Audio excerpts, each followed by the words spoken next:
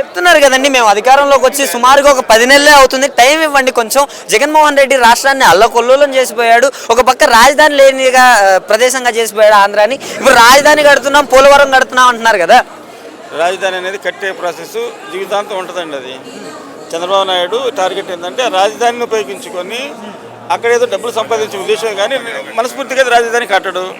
రానున్న రోజుల్లో ప్రజలకి ఇంకా చంద్రబాబు ఆ రోజు జగన్మోహన్ రెడ్డి గారు ప్రచారంలోనే చాలా క్లియర్గా చెప్పాడు, చంద్రబాబుని నమ్మటం అంటే పాము నోట్లో మనం చేపెట్టినట్టు ఆ రోజు జగన్మోహన్ రెడ్డి గారు చెప్పారు.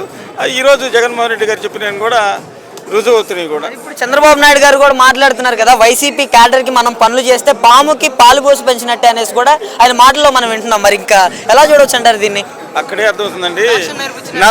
40 సంవత్సరాల రాజకీయ చరిత్ర ఉన్న చంద్రబాబు నాయుడు, ఈ రాష్ట్రాన్ని ఎక్కువ సంవత్సరాలు పరిపాలించిన చంద్రబాబు నాయుడు ఆ రోజు ప్రమాణం చేసేటప్పుడు ఏమన్నాడు? ఆ రోజు ప్రమాణం చేసేటప్పుడు నేను పార్టీని చూడడం, మతం చూడడం అన్న చంద్రబాబు నాయుడు ఈరోజు ప్రత్యక్షంగా పబ్లిక్గా వైసీపీ వాళ్ళు చేయడం అంటే అది ఆయన యొక్క రాజకీయ దివాళా తనానికి నిదర్శనం.